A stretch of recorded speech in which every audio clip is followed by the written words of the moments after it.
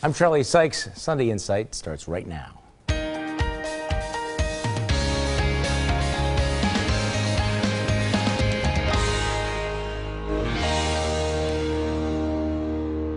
Good morning and welcome to Sunday Insight. In the week that was, the Supreme Court opens the way for gay marriage in Wisconsin. The candidates for governor battle over abortion, jobs, and taxes. And Scott Walker and Mary Burke meet in their first debate. We learned that the union bailed out of a scheduled vote at Palermo's, ending that long-running battle. And despite the bombing campaign, ISIS moves to capture a key Kurdish city on the Turkish border. The nation's first Ebola patient dies in Dallas, and later today, the Packers return to action in Miami. But we start with the on-again, off-again, on-again, off-again voter ID. With less than 4 weeks until the November election, the U.S. Supreme Court again blocks Wisconsin's use of voter IDs this election.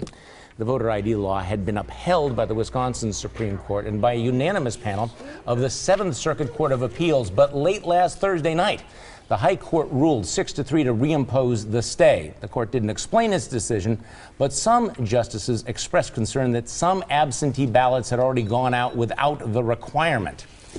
Now, joining me on our panel this morning, Media Tracker's Brian Sikma, former State Representative Michelle Litchens, political strategist Linda Bruin, and defense attorney Dan Adams. Your first show. Okay, Dan Adams, does the court's decision mean that this election is going to be fairer and more honest than it otherwise would have been? Oh, absolutely. Listen, I agree with both Judge Posner on the 7th Circuit as well as Chief Justice John Roberts saying, hey, the election's already started. Absentee ballots from overseas are already being recorded here in Wisconsin. Let the process work out like it's done for hundreds of years. Okay, is this going to be a temporary stay on the voter ID, or is it permanent? How do you read the tea leaves? Well, right now it's temporary, but it goes over the November election. So for Mary Burke and Scott Walker, this might as well be good as gold. So. Oh, okay. So does this make the elections fairer and more honest that you can show up and say, hey, I am Linda Bruin of this address, and they can't say prove it? Well, no, actually, Charlie, I think to borrow a phrase from our Democratic friends, they're on the wrong side of history on this because, as the Marquette Law School poll pointed out, 62% of people in Wisconsin want voter ID. I understand why the court did this, and this may surprise some people, but I understand there was uncertainty because the decision by the 7th Circuit Court of Appeals came at the last minute, as the election already started. Timing. Now, the reason that came at the last minute was because liberals for years have been fighting this. They've been pushing through the court system. So the reason we don't have voter ID is not because of the Supreme Court. They were just reacting to circumstances created by people who are upset voter ID is now the law of the land, and they're just trying to change that in Wisconsin. Okay. And that's exactly right. We understand why the Supreme Court did this. It was based on timing. This is going to be law of the land in the future in the state of Wisconsin. The people want this to happen, but it is disappointing that this was passed in the legislature in 2011. The people wanted this to happen, and this was stopped for political reasons in the court system. Okay. Well, actually, I disagree with Michelle that it's automatically going to end up or ultimately happen. Wisconsin is one of 9 states that have one of the 9 toughest laws in the nation. Now, it has some differences from the Texas and Pennsylvania laws that were struck down, so it's not automatic that they'll strike our law down. It's pretty much close to like the Indiana law, which has already been upheld by the U.S. Supreme Court. Yeah, so it's a little less onerous than the Texas one, and it does. In this law, they actually try and go after absentee ballots where this type of voter fraud actually can happen. Will this make this election fair and more honest? I think it will keep things as it is. The cases of voter fraud under this type of procedure is so low. I'm not worried about Wisconsin's elections being tainted by this election. But you know what? See, a lot of people are. And the fact that 63% of Wisconsinites favor the photo ID, I think is based on 2 things. Number one, that people care very deeply about voter integrity. Number 2, you need an ID to do virtually everything in our society. We've talked about this endlessly. And I think that's the common sense check. That there's been this search for the unicorn, as I've described it, of the person who is not able to vote because somehow, they go through life without ever having an ID. And all of the things that you need to do to get an ID, it does not seem unreasonable to say that we're going to make sure that you are who you say you are when you show up. But I agree with you that for the vast majority of people, that's true. But for a lot of college students, for minorities. That's not true. I support voter ID laws. I think Wisconsin's is a little stricter than I would support, but the bottom line is Dan Adams, moving from the legal issue to the political issue. So politically, who benefits from this decision? Well, the entire controversy, Democrats are going to benefit because they've already had to start organizing for the voter ID law to be implemented. So they have an infrastructure in place, and that's going to backfire on the Republicans. Okay, see, let me tell you why you're wrong about this, because this was always a bogus issue as a wedge issue. This was the Democrats' wedge issue to convince minorities and young people that they were being victimized, and they were going to use that, I think, to gin up the turnout. Now that the court has ruled, it becomes a wedge issue to motivate conservatives who now realize that we are in a much tougher fight. I think if you're going to, in terms of poking the voter intensity, you're going to see a lot of Republicans realize what they are up against and that they're going to be turning out. I think that they've lost a key motivator. So what is your glass half full and what has your glass half empty? Let's go around the table. Brian Sikma, you're first. Well, my glass is half empty because a liberal Milwaukee-based group, Voces de la Frontera, has waged a public relations war against Milwaukee employer Palermo's Pizza. But my glass is half full because we've recently learned that the agitators supported by the group recently withdrew their demand to form a union at Palermo's. Michelle Litchens. My glass is half full because the push to unionize and destroy Palermo's is over. They have been vindicated, but it is half empty because where do they go to get their good name back? Linda Bruin.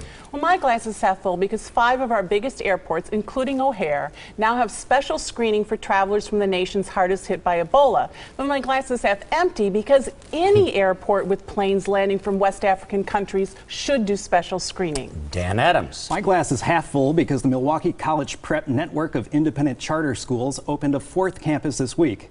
The Lola Row campus will deliver a proven model of success to 465 students, primarily African-American kids. This is great. My glass is half empty because the Park East remains empty, and all plans to develop the area seem to die at the hands of the extreme left-wing members of the Milwaukee County Board. Theo Lipscomb deserves particular disdain this week for defaming a local developer who wants to add tens of millions of dollars to the tax rolls and create hundreds of prevailing wage jobs. Well, my glass is half empty because the State Democratic Party apparently has an enemies list of conservative media outlets they won't let cover Mary Burke ever. It's half full because our website, Right Wisconsin, is on the list. So, yeah, I'm kind of flattered to be on that list. Coming up, a closer look at the candidates vying to be Wisconsin's next top cop.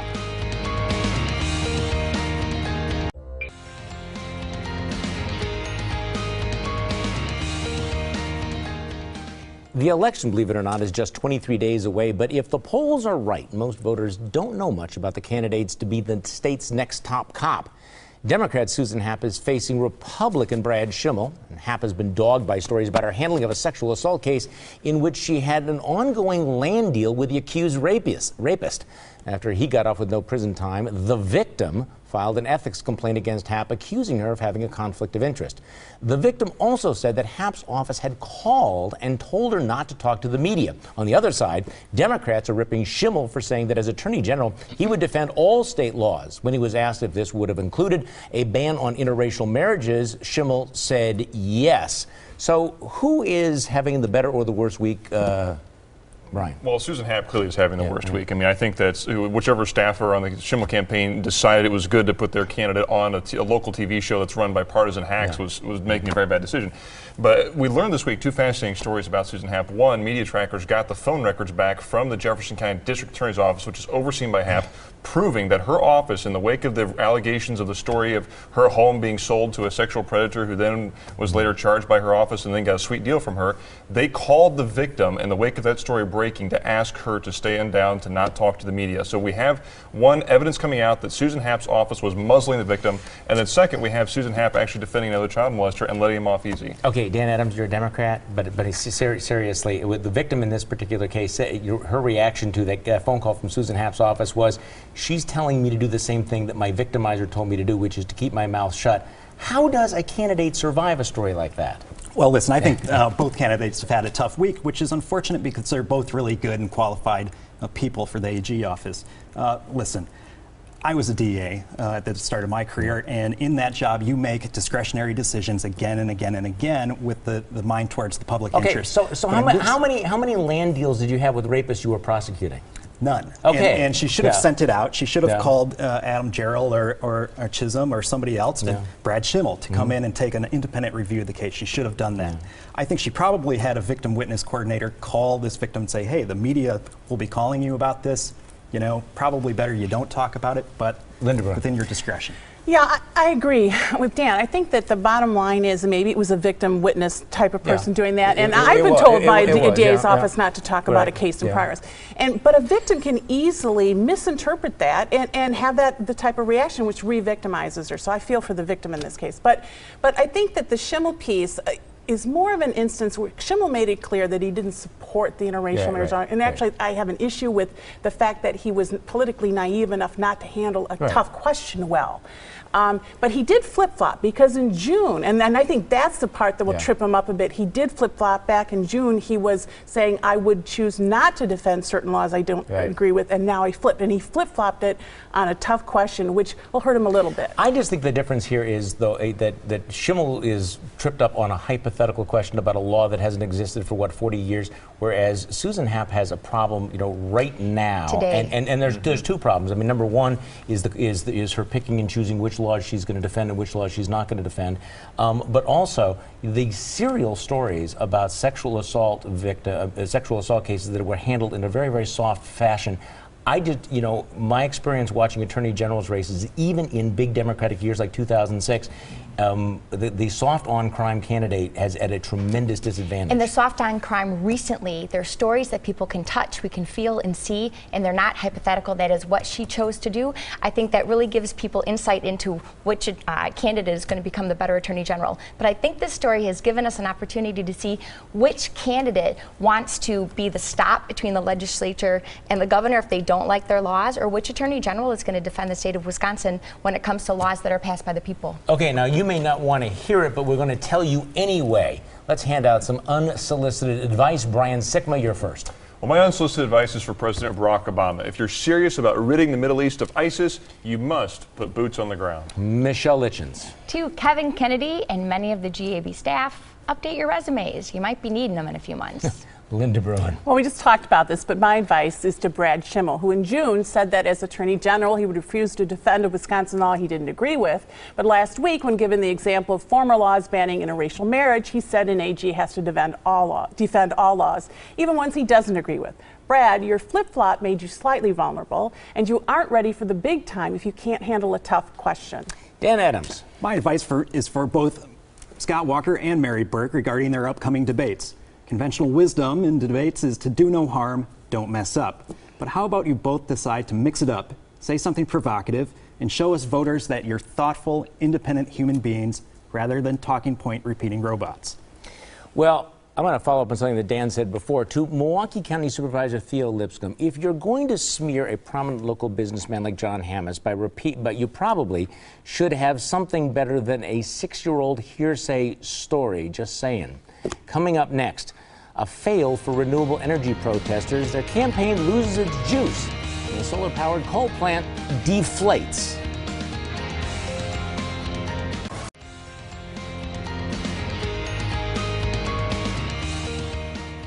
Emotional objections and organized protests of a plan to change the way that utilities charge for energy. We Energies and other major state utilities want to raise the fixed charge that you pay while lowering usage fees. Now, the idea is to make sure that everyone pays their fair share for the maintenance of the electrical grid, you know, things like wires, poles, generating facilities. But critics say that it will hurt low-income residents and discourage solar and other forms of renewable energy. Now, that was on display last week in Madison when protesters set up a giant inflatable coal plant to make their point, except the solar panel they used to keep it inflated didn't have enough juice, and well, that happened. Michelle Charlie, listens, if that coal power plant would have been hooked up to the grid, they would have had continued power even when the sun doesn't shine. Well, it is kind of symbolic, isn't it? That solar and wind power are great, but you know what? We can't rely on them. And we also can't continue to subsidize them because everyone out there is paying for their energy that they're using. It's great if people want to invest in their own solar power and their own wind power, but everyone else shouldn't be subsidizing their lower electricity. Yeah, there are pieces about this rate increase that I think a lot of middle-income folks... Kind of looked like a giant bounce house, didn't It's funny. I mean, wouldn't It's you hard think? to separate. But see, here's the thing: is if you've got to bring along the bounce house, wouldn't you make sure that you can keep it inflated? You know what I'm just saying? It's just You know, but to be serious though, there are parts of this rate increase that I think are regressive, particularly for middle income and low income folks, because it's not based on usage. Right. It's a hike in the flat rate. Right. It's going to disproportionately hit residential owners, and I think that there are legitimate points to that protest. I think the bottom line though is, when was the last time that the commission didn't approve a rate increase? Well, let me part ask of the you question this. is, do they ever listen to the public on All on of things? these liberal groups and AARP out there, where were they when the president was saying that under my plan, electricity rates would necessarily skyrocket? Where were they when the Obama administration EPA came in with this massive new anti-coal but this regulation? isn't because of the Obama's EPA. No. But the increase, we're talking about $4 a month on that, and it's this huge controversy. You go ahead with some of these global warming plans, and you're going to have a much bigger increase in your electric bill than that. Your thoughts, Dan Adams? Well, yeah, this is incredibly complex stuff. I mean, I believe in a free market. I wish that there's a way to purchase energy on the free market, but we can't. So we have this political process where we have to petition the PSC for any rate change. What I see this as of making the fixed rate take more of the burden rather than the consumed energy is frankly, we are mandating a higher floor of consumption for energy, which seems a lot like a mandate that we're fighting in healthcare. Or we're acknowledging that we all rely on this grid. I mean, you know why we turn the lights on at night, right? Sure, but because the sun is not shining, because we need to use the grid. Charlie, I'm not quite sure why these protesters were protesting at the PSC, because it does about as much good to protest the PSC as it does for conservatives to protest the GAB. These are unelected agencies and boards. They're going to make decisions based upon the facts before them. They're not going to be swayed by outside political pressure. I do think long term it'd be great if we could look at deregulating everything, but I don't think the protesters want to do that, because then all their solar energy would lose its subsidies. And right now the reason we have windmills in Wisconsin is because they're subsidized. Okay, so what is it you don't get? Let's go around the table. Brian Sickma, you're first. Well, what I don't get is why there hasn't been a John Doe investigation of Milwaukee County Supervisor Johnny Weishan. Weishan spent $4,700 of taxpayer money on a mailing to Waukesha and Milwaukee voters just before announcing his candidacy for state assembly in a district that spans parts of those two counties. Michelle Litchin. Well, Charlie, what I don't get is when state law, federal law, and PolitiFact all say it is illegal to pay women less than a man for the same job. Why does the press allow Democrats around the state to say Republicans voted to pay women less? Linda Bruin. Well, I applaud Nebraska school districts for wanting to make their classrooms more inclusive and gender neutral. But one district went a bit too far when they told teachers to stop calling their students boys and girls and instead refer to them as purple penguins.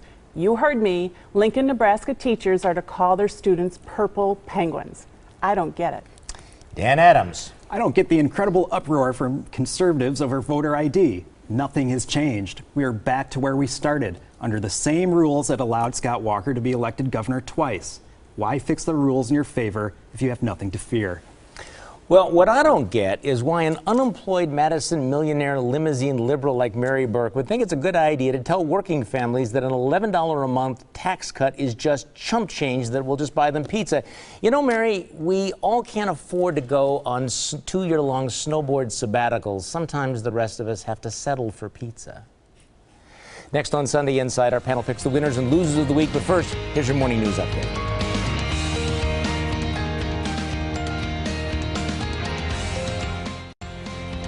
It's time for our panel to pick the winners and losers of the week. Brian Sickma, you're first. Well, my winner of the week is 17th District Democratic State Senate candidate Pat Boemhack. According to research, Boemhack, who's 32, has so far only spent 32 months working a full-time job. Congrats on the easy life, man. My loser this week is Jefferson County District Attorney Susan Happ. Media trackers learned last week that Happ's office gave yet another sweetheart deal to a child molester, this time a man who raped and molested his 2 sisters. Susan Happ does not understand justice. She does not understand what it means to hold heinous criminals accountable for their crimes. Michelle Litchins. My winners are the Haleys of Pennsylvania, who were told their unborn son wouldn't live, but instead of killing him before birth, they chose to bring him into this world and surround him with love until he passed away a few hours later. My loser is a 29-year-old woman who was diagnosed with a terminal brain tumor, so she's chosen to move to Oregon so she can commit suicide. She wants to die while speaking perfectly and looking beautiful. Well, life isn't always beautiful, and it certainly isn't perfect, and it should be treasured until God calls us home. Linda Bruin. Well, my winners are India's Kailash Satyarthi and Pakistan's Malala Yousafzai, who were awarded the Nobel Peace Prize on Friday for their fight against the exploitation of children and support for the rights of children to go to school. My losers have to be the states with strict voter ID laws. Wisconsin, Pennsylvania, Texas, and 6 other states have the toughest laws in the nation. The Supreme Court struck down the Pennsylvania voter ID law in January, and now they've struck down Texas. Wisconsin may be next. Dan Adams. My winner is Waukesha County Board Chair Paul Decker, who took an incredible move for a politician and cut his own pay by half, and thereby show his constituents that he was interested in public service, not slopping at the public trough.